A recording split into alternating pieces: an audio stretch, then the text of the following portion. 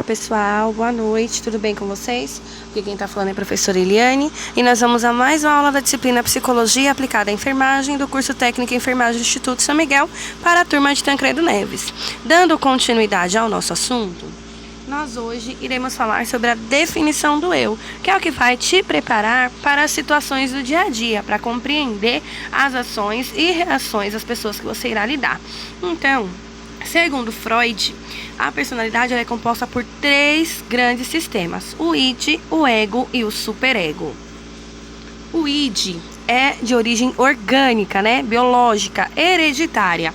Então, são os nossos instintos, o inconsciente, o que impulsiona o organismo.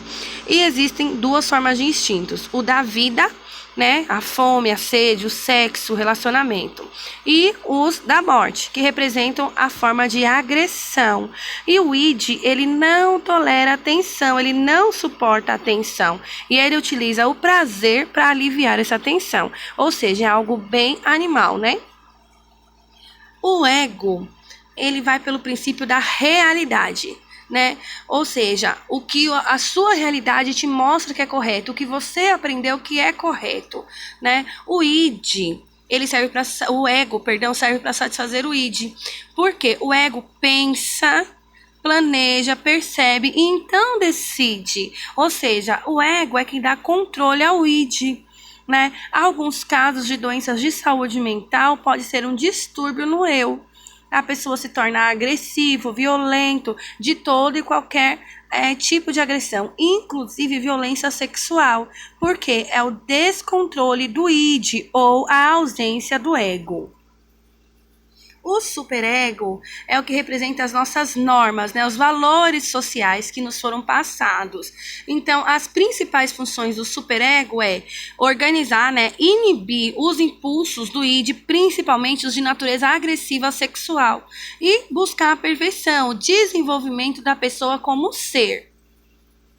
Resumindo, gente, o id é o componente biológico, é da personalidade, é porque nós nascemos com desejo de comer, com desejo de fazer xixi, com desejo de ter relacionamento físico e sexual.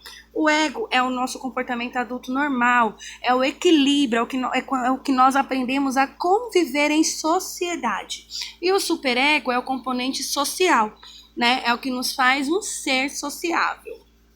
Então, olha lá, o id é a impulsividade, o ego é a racionalidade e o superego é a moralidade. E nós temos que compreender isso para lidar com as situações do dia a dia. O nosso paciente em saúde mental, o acompanhante do nosso paciente numa situação complicada, numa situação de dor, de sofrimento, de perda, o próprio paciente ao receber uma notícia complicada. E é claro, o nosso colega de trabalho que teve um dia ruim, que tem problemas pessoais, ou até mesmo nós que estamos em um dia que não estamos nos sentindo bem conosco mesmo.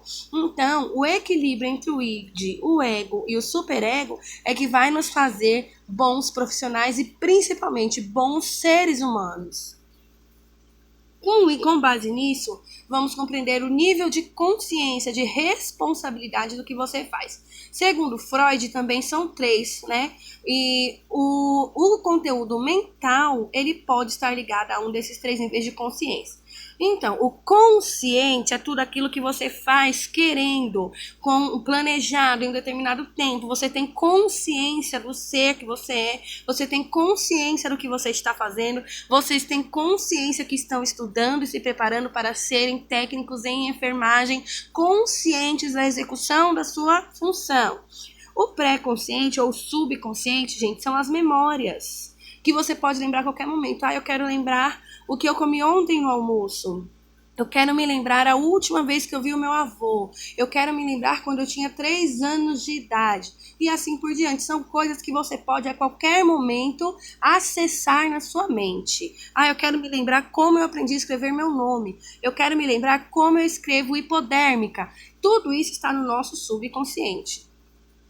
Já o inconsciente são os instintivos, É o reprimido, é o que é inacessível, que você não consegue lembrar. Nossa, como que eu estava dentro da barriga da minha mãe, Mas você pode ter isso nos sonhos, em flashes.